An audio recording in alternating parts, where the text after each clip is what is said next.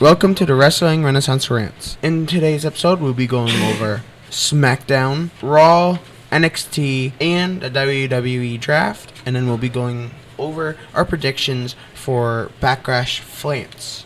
We'll also talk about, at the end, about 4 dream matches as of 2022 between NXT and main roster. So some of them are on main roster now, but never had matches. So let's get right into it. On SmackDown, there's really not much going on. Mostly it was the draft. One of the things that happened was Santos Escobar came out and had security footage to show who attacked Dragon Lee. And if you didn't watch when it first happened after WrestleMania and we kind of talked about it, I said Carlito did it. And the security footage showed Carlito attacked him, went outside, and then came back in. He had that planned. For me, I liked how Carlito did that because he never he wanted to fight with Santos Escobar, but then Rey Mysterio picked Dragon Lee, and then when Dragon Lee got hurt, pick Andrade. I think Carlito got robbed to fight Santos Escobar. And then he got his match and then lost. But yeah, the moment that they found out it was Carlito, he does what is his signature move? Like a double knee. I think so. To double knee breaker, basically backbreaker to Dragon Lee, and then pushed him right into Rey Mysterio and then ran. For me, that was a coward move to do. But Carlito doesn't seem like he wants to be with Santos, and he's going to be going to Raw anyway. I think it might become a Carlito versus Dragon Lee because he didn't mean to hurt Rey Mysterio, but he meant to hurt Dragon Lee.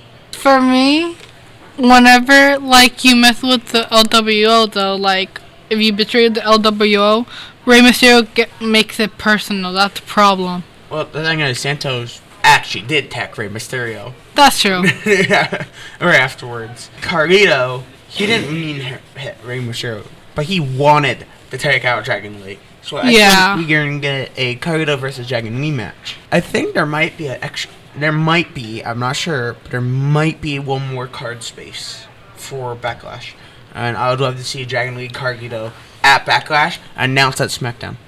I think I want to see whoever wins the fight of Dragon Lee or Carlitos. I want to make it whoever wins stays in LWO and whoever loses gets out LWO. But Carlito's already out because he had attacked. We don't know that. He ran. He beat him up and ran. We don't know that because he only attacked Dragon Lee. That's it. Yeah, but he still attacked a member of the LWO, so not for his own gain. Not a formal member yet. Dragon Lee was already a formal member by that point. Was he? He fought for the group 3 different times at this point. He's more formal than Andrade is. That's true. And I'm pretty sure Dragon Lee was part of the LWO when they drafted him. Yeah, I think so. But as well as Carlito, but Carlito just attacked them. Yeah. Afterwards. So from there, we're going to talk about the draft because there wasn't really much happening on that SmackDown. So this was WWE Draft Night 1. SmackDown's number 1 pick was Bianca Belair. A lot of people hated how the draft was, but I actually really like this type of draft because it's just like what they have in the games. You gotta take some of the guys that you want to keep, but sometimes you also want to try to grab some top guys from the other brand before they do. But when you're doing that, you might risk losing one of your guys. Yeah. And then we get Carmelo going to SmackDown and instantly challenging the American Nightmare to a match. I didn't like when they drafted Carmelo to SmackDown. I think I would prefer him in Raw than SmackDown. I mean, we could get Carmelo going for the U.S. Championship. Good. Against LA Knight and Logan Paul. Triple threat. Maybe, yeah. Or a ladder match. U.S. show match. No, I think the triple threat sounds better. Carmelo, Leslie, they're both really good ladder matches. They're really good as champions with a mid-card title because they're both for North American. Logan Paul being one of the best U.S. champions right now. And then LA Knight, the megastar. And then getting some others. You can have a really good ladder match. Yeah, and then finally get Logan Paul out of the title away from him. And you do make this a really good opening match for SummerSlam. Could be. I think that would be a really good match. It's his hometown, too. It's Logan Paul's hometown. And a very big opening match. And remember, the Money in the Bank has been used on a mid-card title before. You could always have a surprise of the person being near the ramp or being near the thing. And That's true. He has it. Showing that even if you get it off the ladder, if all the other guys are... all he has to do is wait for the others to leave, and then he can cash it in. But I don't think so. Because instead of cashing in on the main title and then failing, cash in on a mid-card title and win it. Especially if it's your first title and you're not ready for the main title, but you go for the mid-card title because they won't push you. So you have to get the Money in the Bank title to push yourself. Yeah, that's true. And really good matches can come out of that, especially because you can get brawls. Like, what if they could have cashed it in while they're backstage, and then you had a backstage brawl for the title? They've never done that before, but that sounds like a really good idea. Parking lot, they bring in kind of like the 24/7 championship was, but yeah, the guy's coming up, you get the referee, you hand it in, and you have a backstage brawl. That's true. Just like a 24/7 championship was. Yeah. That's a really good thing for a main title or mid-card title. That's mid-card title shenanigans. That is something I would love to see. And Triple H could definitely do that. And I think that's better than what the 24/7 championship was. Because in 24/7 championship, it was all the time, and it just kept going back and forth. Money in the Bank, a person can do it at any time or any place, but only can do it once. That's true. And it isn't, you don't want shit, and it's not, all these people could do it. If they already cash in or they don't have it, you don't have to worry anymore. But while the person's holding it, you have to worry. Because you don't know if you can get taken up from, you don't know if you're going to get attacked from behind with the Money in the Bank briefcase. Mm-hmm. But then, others that went to Smackdown from Raw, from Raw, because Andrade just came back and wasn't really part of a brand, was Nia Jax, Baron Corbin, Andrade, Carmelo, are all drafted to Night 1 and Night 1 to SmackDown. But who are the ones that got drafted to Raw on Night 1? On Night 1, who got drafted to Raw was Braun Breaker, Sheamus, Kiana James, Alba Fire, Alba Fire, and then Isla Down. But Braun Breaker going to Raw, Baron Corbin and SmackDown. They split up the Luft Dogs. I liked it because they put Baron Corbin in SmackDown. That's a little bit good. And then Braun Breaker, who's better, to Raw. They should have stayed as Luft Dogs. No. And gone to SmackDown. Nah. Have them fight A-Town Down Under. That is a match I would love to see. That's a dream match. A-Town Down Under versus the Wolf Dogs. No, they should have put Baron Corbin in Raw. Because you have two strong big guys versus two heels who have shenanigans. That's true. And that's a really good match.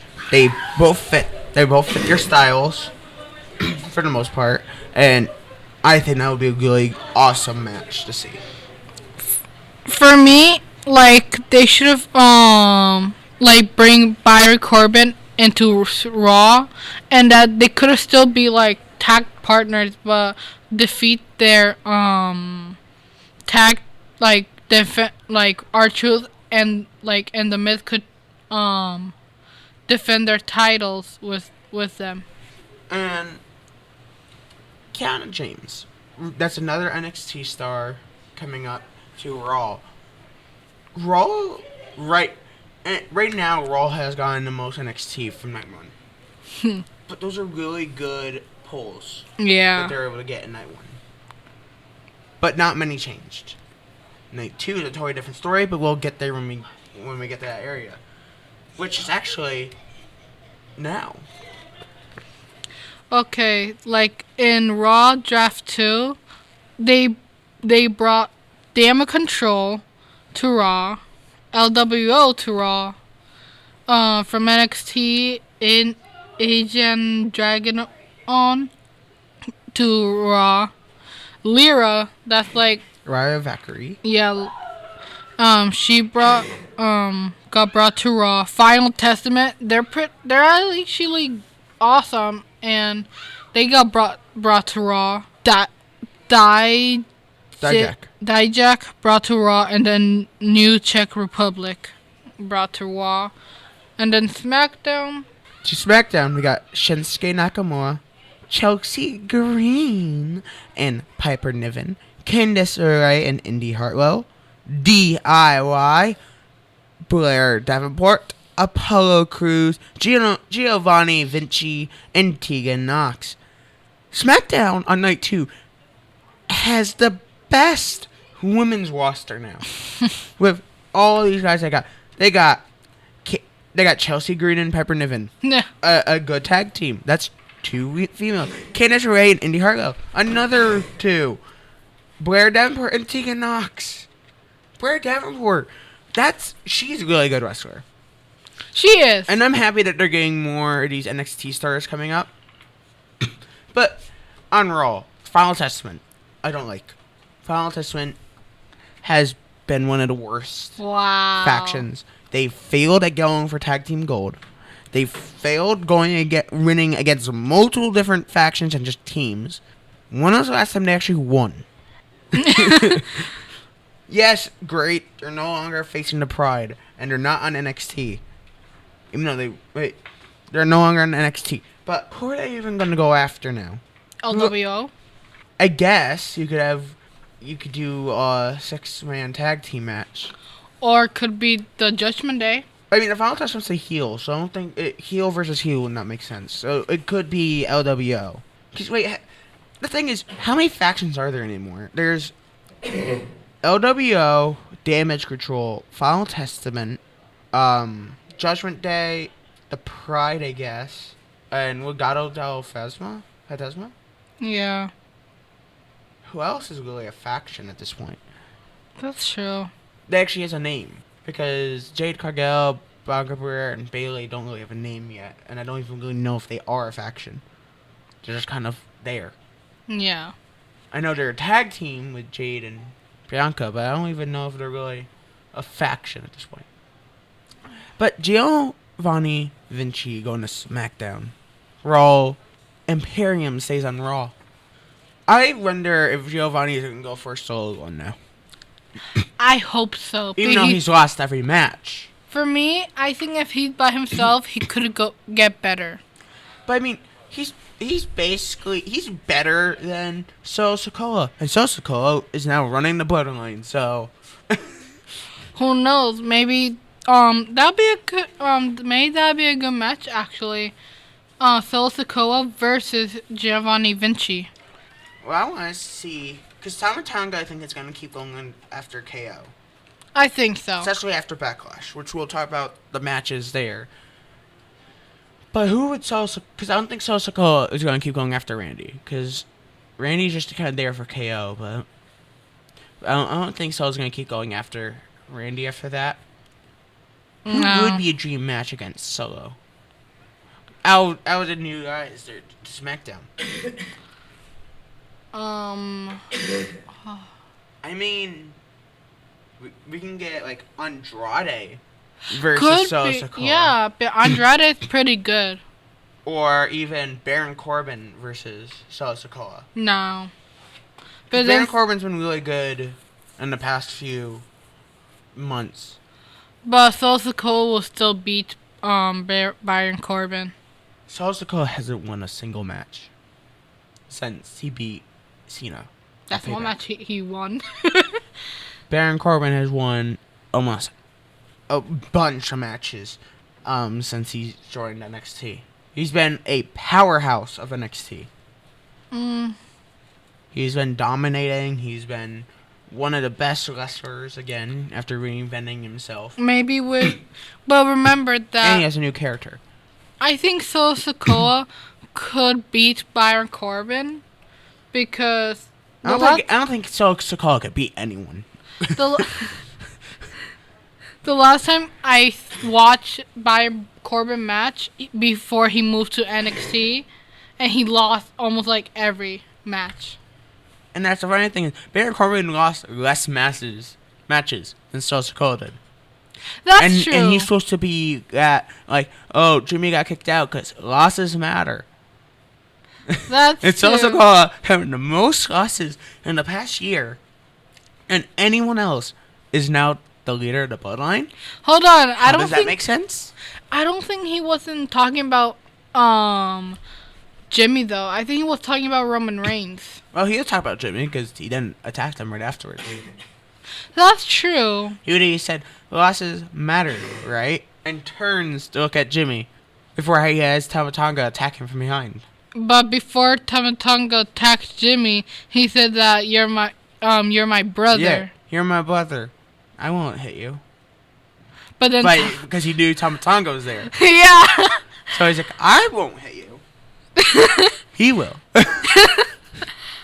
He had the plan. He was always going to kick out Jimmy because Jimmy also hasn't really won a match in ages. No one in the Bloodline has won a match in ages other than Roman Reigns. That's true. And Roman Reigns lost and instantly is gone again. That's true. And now we'll be going over some of the stuff that happened in Raw, which we actually have 3 things that happened. So my co-host will talk about that. In Raw, Gable attacked Sammy. And then the setup for Drew and CM Punk. The setup for Drew and Punk was really weird, but I also really liked it. I liked it, but I like how he's like, hey, I'll make this quick. I'll make it under what your title reign was. Hey, set a timer for 5 minutes. I like that. I like that. But then we have right here. Patrick Mahomes becomes a heel, gives Logan Paul 3 Super Bowl rings to use as brass knuckles. Which I find funny that then he accidentally hits JD. I And know. the entire segments afterward has him with giant injury in his head. Mr. Farquaad. And now the NXT Spring Break Part 2. Wesley returns. Which I'm excited about because I love Wesley. And a few weeks ago, I was like, where's Wesley been? I've been wondering where he's been because I actually loved his matches. And I remember watching him win the North American Championship in a ladder match. I remember that's when I really got into NXT again because I watched that when my dad was watching it, and I loved that match. That match was one of the best matches. That's why I love ladder matches. I love triple threats, fatal fours, because those matches are really fun to watch. For me, I liked how I love when Wesley returns, but I think soon he has to defend the title. But when he defends it, I think he's gonna lose it. He doesn't even have the title. I'm tired. I'm halfway asleep, so I don't know. He hasn't had a title in like ages. He hasn't had a title since he got injured. Yeah. And he was like when did he? Well, he hasn't had the title since like the beginning of last year. But he has, I think he had the longest or the second longest reigning North American Championship. Yeah. No, I think he had the longest because Carmelo, I think, had the longest NXT Championship. Mia Chin goes to NXT and wants the new women's North American championship. Which I'm glad they're announcing some of the people that want to go for it. Though we have to watch some of the matches that they're gonna have to see who actually goes on it. But I don't really know much about Mitchin. I don't know who she exactly was before she changed her name to Mitchin.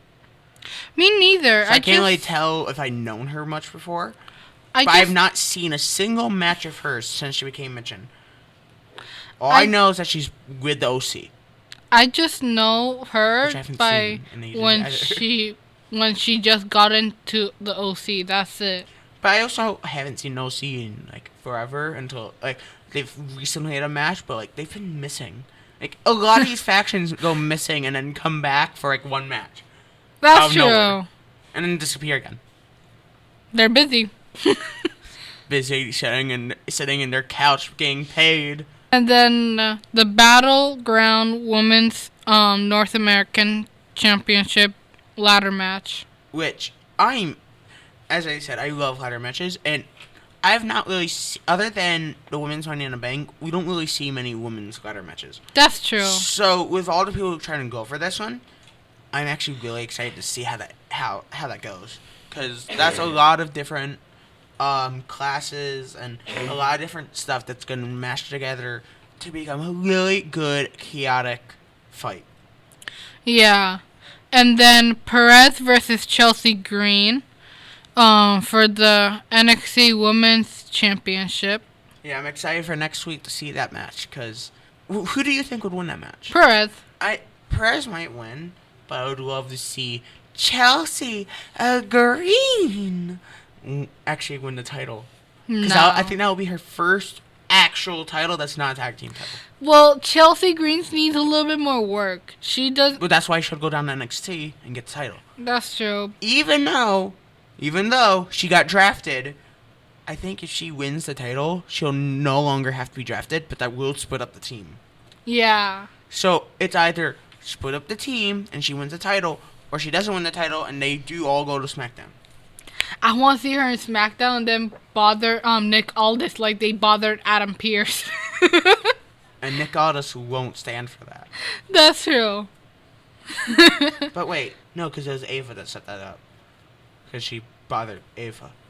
Mm-hmm. She can bother everyone but Nick Aldis. Nick Aldis is the only one that won't step aside of her. And she's really going to learn that the hard way. Nah. And then the Backlash card of the fights. Backlash France. Mm-hmm. Which I'm excited for. Cody versus AJ Styles. Who do you think's going to win that? Cody Rhodes. High chance Cody's going to win it. But AJ hasn't won a title since like 2017. It's going to be a good match because the two of the best.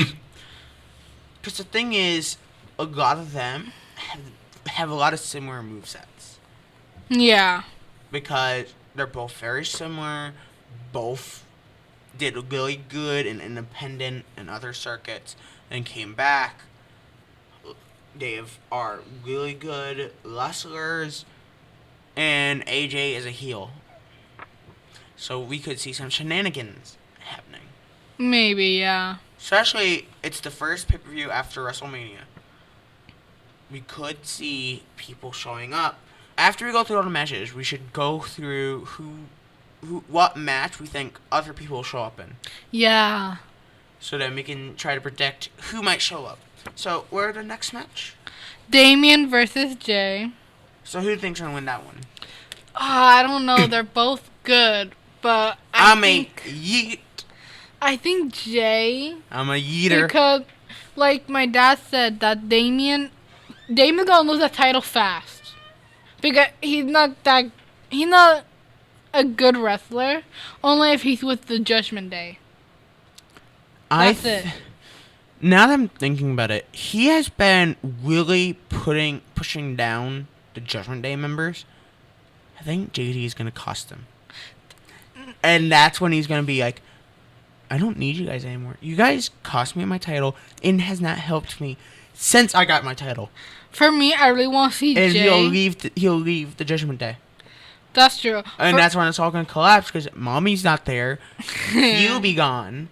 And it'll just be Finn, Dominic, and JD. JD's probably going to get kicked out because he messed with... I don't think so because Damien. Finn. I'd love to see a Finn and Dominic. Yeah, Finn, Dominic. So, That'd be and then good. Dominic can try to go for another title. For me, I hope that Jay wins because I want to see Jay with a title at least. Yeah, I would love to see Jay with a title. Yeah. But I definitely think the thing I really Jimmy is I'm pretty sure is actually injured, but I really would love to see him make an appearance at one of these. No, because Jimmy's injured. How can he come in injured? Distraction. Play his music. That's true. He accidentally distract Jay. Yeah, and then that can be Damien try to pin or Jay. It'll distract Damien, or it distracts both of them, and then that's when the Judgment Day members come in. That's true. And then because I feel Damien's heel. I feel he'll purposely play Jay's brother's music to try to trick him. They could have one of the members in the back trying to control the music on them, or have Jimmy like in the front row. Because I was thinking like they try to play Jimmy's music, and Damien's gonna try to use that so he can get the other members in. But then JD will accidentally mess with Damien, and that and gonna cost him. And then that's when Damien loses the title, he's gonna kick out JD and then blame the rest of the members. For me, because he already says he's basically gonna leave. He doesn't care about them anymore. He's basically what Chad Gable's doing. You help me, but I'm not gonna care for you anymore. But you're gonna help me with everything I want. For me, I want to see Jimmy in the front row to distract Jay. I feel like Jimmy's not gonna try to purposely distract Jay. Not anymore. We don't know. Because there's no reason for them to keep fighting. But Jimmy isn't on any brand anymore. That's true. He can be anywhere. He could go anywhere when he comes back from injury. Yeah. Like he could go in Raw. But he can always set Smackdown. He can always set up a storyline, so when he gets back, he already has a storyline to enter. That's true. Yeah. Because we don't know how long he's gonna be out, but I don't think it's gonna be long. He only got injured when he got attacked like a few weeks ago, so he might come back next month. It depends how big the injury is. He might come back at the next pay-per-view.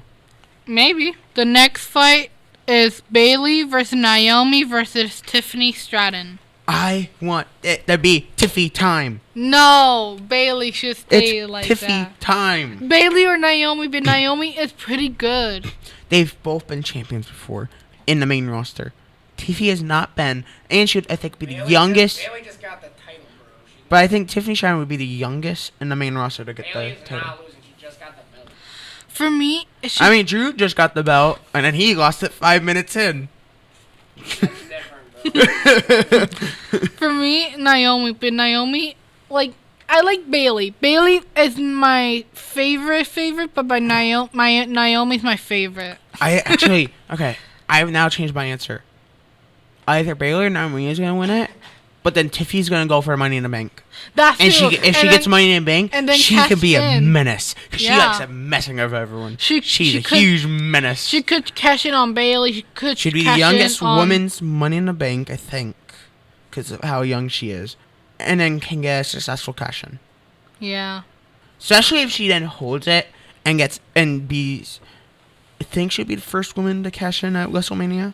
Because the only person that's done it longer has cashed in, I think, the day after WrestleMania. I think so.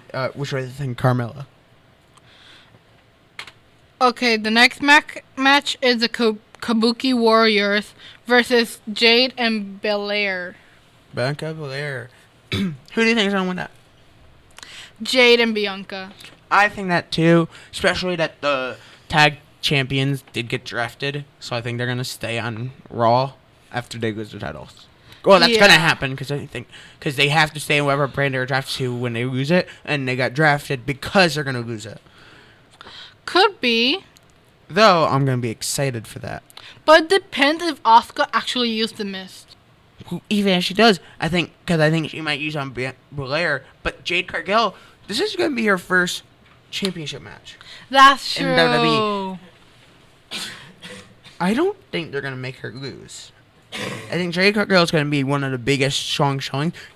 Even if she gets missed, she's probably gonna be like being able to get through the mist and still be able to destroy them, showing that their games can't stop her because she's supposed to be the strongest of the strong Yeah. in the women's division.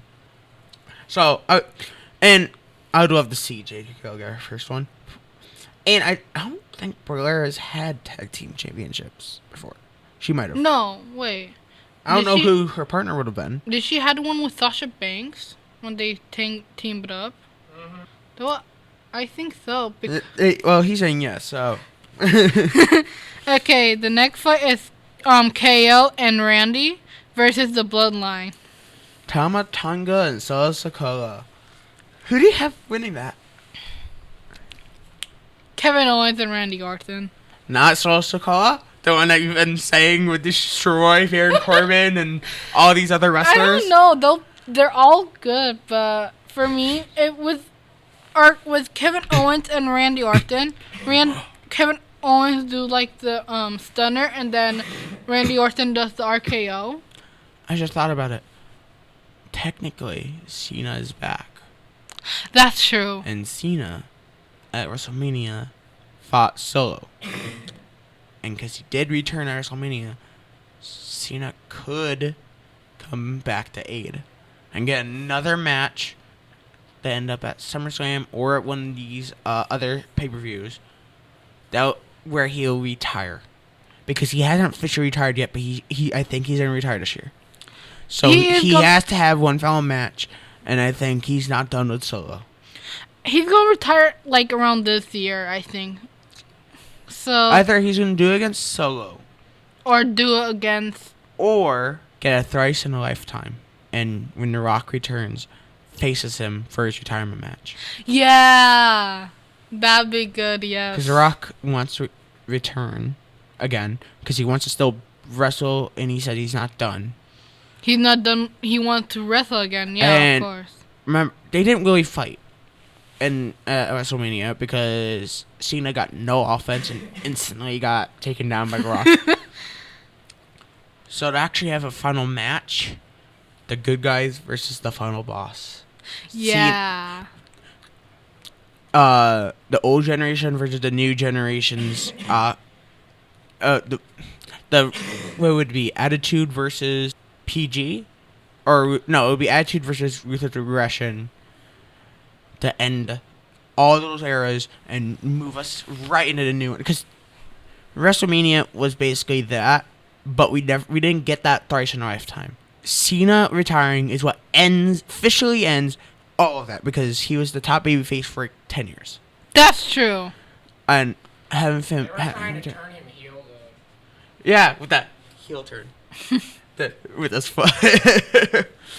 But I would love to see him retire. With The Same. Rock. Yeah. I would have loved it with Kurt Angle, but Kurt Angle already got retired by Baron Corbin. Yeah.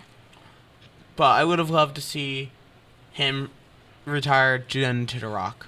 Yeah. That's the next best choice. And But like The Rock said, when he comes back, he wants to fight with Cody Rhodes without the championship or with the championship. And what they could also do is have Roman come back and do Roman, Cena, Rock, Cody. So Rock and Cody do the main event, Cena, Roman opening match. Have Cena retired to Roman, because, it would be the second person to have, third person to beat Roman within the past 3 years. That's true. But I don't think Roman's not gonna come pin. back. Via pin. I don't think that Roman's gonna come back anytime soon. Well, he's gonna be gone for Hollywood for a bit and a break, but I think he's gonna come back just for a bit at SummerSlam, just for a final match, and then because those WrestleMania and SummerSlam are the two biggest matches. That's true. Survivor Series is iffy. Mostly, Money in the Bank is basically now the fourth biggest one. Survivor Series, a lot of people don't like anymore. It's gone off its original roots, and people don't really like it as much. but they still think it's still Royal Rumble, WrestleMania, SummerSlam, and they want Money in the Bank to be now the fourth big one. Because Money in the Bank is really, really important because of that briefcase. That's true. And do we have any more matches? Nope. Alright. So, now that we're getting near the end, I have 4 matches, dream matches from the Sportster as of 2022. Some of these guys are all on the main roster now, or were in for the past few years, but they've never actually done a match because of other issues. So the first one that they said was Braun Breaker versus Finn Balor. What would your opinion on that type of dream match? Would that be something that you would look for? Yes, because Braun Breaker is pretty good. Finn Balor is pretty good. It could be a good match, but I already know that if that match happens, Braun Breaker's gonna win it. I don't like the match as much because Finn isn't a high flyer, and Braun Breaker. Finn and Braun classes I don't think fit that much. I don't think their classes fit. I think that match might not do as well, cause with how it is. But if there was like Braun versus Gunther or Braun Breaker versus Braun Strowman, because Braun Strowman's back. Braun Strowman's back. And isn't he on Raw now? Yeah, I think so. Yeah. I think he's on Raw. So Braun Strowman versus Braun Breaker's on Raw. Yeah, it could be a good match, but from that match, I think Braun Strowman would win it. For me, I love Braun Breaker could actually win it, because having Braun Breaker be able to pick up and power slam Braun Strowman. You could even create another thing that breaks the ring. Have another battle that breaks it, because they only do that once every few years. And having that be a Braun Breaker versus Braun Strowman that creates that. For me, I think Braun Strowman would win that because for me, Braun Strowman is good. Then do Braun Breaker versus Braun Strowman street fight. Yeah, street fight. Which means Braun Breaker can use other objects and can go fighting off on the sides. So another match to go for that they said would be Pretty Deadly versus the Usos. So if the Usos were still together as a tag team versus Pretty Deadly. I don't really like... this is not a dream match. I know. Pretty Deadly versus the Usos is not a match I would ever think of. Never. Because... Though, what team... Do you know any teams in NXT? No, but I just watched NXT a little, not a lot. If we're going by before the draft, the Luff Dogs versus the Usos would be, I think, a way better match. Baron Corbin, Braun Breaker versus the Usos? Could be, yeah. If the Usos ever got back together... They're not going to get back together, but... You talked about... Okay, before we did this entire today and yesterday, they talked about how the Usos are going to get back together multiple times. They're not going to get back together, but I don't think Jay will forgive Jimmy that fast. I'm the one that said that to you. I'm the one that said that he's going to remember what Jimmy did at WrestleMania and not going to trust him, but Jimmy's going to actually try to get back. No. I'm the one that said that he's not going to trust him, so it's not going to be well because Jay doesn't trust him anymore. For me... But yeah, Usos versus the Wolf Dogs would be an awesome match to watch. Yeah. Especially on NXT, Vengeance Day, or like a special NXT show. Like Great American Bash, Wolf Dogs versus the Usos. That'd be a huge star rating. Right, there it is. Next is Leslie versus Ricochet. That could be a good match, but... That's a good match. But also, this could just be a ladder match. Just a ladder match, one-on-one. Leslie and Ricochet are both really good ladder match wrestlers. And they both prove themselves in ladder matches when they go for titles. So just a ladder match, going for a title, or just going for anything. Like, have Leslie come up for Money in the Bank and have Leslie and Ricochet there and have them go for a feud while in the Money in the Bank. Kind of like what Ricochet and Logan Paul did last year. They got into the SummerSlam match. For me... And I get Leslie to appear at his first SummerSlam. And his first pay-per-view. For me, if that actually happens, Ricochet could win it. Because Ricochet is... I like how Ricochet is, like, flexible. Like, does a lot of stuff. I think Leslie would win that match. Because Leslie is really good. And he has held the North American Championship way longer than any other person. That's true. Other than, I think, Carmel. I keep forgetting Carmel is just the longest in normal men's or North American. And then we have a final one before we end it. Roxanne Perez versus Charlotte Flair. That could be a good match, but Charlotte Flair could win it. Charlotte Flair always wins in returns. But if we're not talking about what they would make by creative decisions, by actual ability, I think Roxanne Perez can actually win it. Because Charlotte does not have the ability. She just gets hated everything because of her name. But if it just was her ability, I don't think she has a really good ability. As much as Roxanne Perez is. No, I think Roxanne she does. Perez has a really good ability. Because she, like, when she fought with Becky, Ronda, and her, they all fought for the titles. She did actually pretty good. Yeah, but I think Roxanne Perez has been doing a lot better. And she doesn't cheat. She plays it fair. Charlotte Flair doesn't cheat. Yeah, but Roxanne Perez actually is really good. That's true. Without things being handed to her. And she plays a really good heel. Yeah. Especially with what her character used to be. As of 2022. When this was put up. Now she's a really good heel. Yes. Like back then, Flair would have won. Yeah. But now, with her new character, she could win. I think Perez would win. Yeah. So is there any stuff you want to talk about before we end it today? No. What would be one dream match between NXT and main roster, or a dream match between someone from Smackdown and Raw that we do not know has happened yet? That's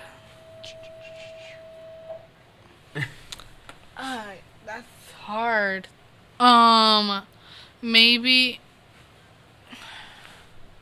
I don't know. Or what if? Do you know anyone from AEW? John Moxley. I guess we could get a John Moxley versus Braun Breaker. Yeah, that'd be good. Because Braun Breaker's dad was Scott Steiner. Really good wrestler back then. Hardcore. But that could be a good match. John Moxley has been doing a lot of hardcore stuff in the past few years. Some of them idiotic, but still hardcore. So Braun Breaker versus John Moxley be awesome. Yeah. Though I would wish John Moxley would come back as Dean Ambrose. We need the Shield. What we need is a new Shield. No, we need the old Shield. What we need is a NXT, another faction that's like the Shield, that comes from NXT, and can actually dominate, because we've not had an NXT faction that's dominated before. That's gonna be hard though. Since Shield. Because the Shield is like no matter what kind of team, no one gone past the Shield. No one. The Shield was amazing. Like, I just hated when just Seth betrayed the Shield. And you don't think about how Dean Ambrose also betrayed the Shield? For me, Dean Ambrose is the worst. No, he's not. He's just crazy. He did the worst betrayal. No, Between Dan Ambrose and Seth Rollins' betrayals, Dean Ambrose did the worst. No, Seth Rollins He did it when Roman Reigns announced that he had leukemia back. He betrayed Seth Rollins. For me... I'm pretty sure he did it on the ramp right after Roman Reigns announced he had leukemia. He has to relinquish the title. For me, if Dean Ambrose comes back, I think he will come back and forgive Seth Rollins. They will be tag team again. maybe get the tag team titles. I don't think that would be a tag team, but I think if Dean Ambrose came back, what we could get would be a triple threat, or have him come back for one match.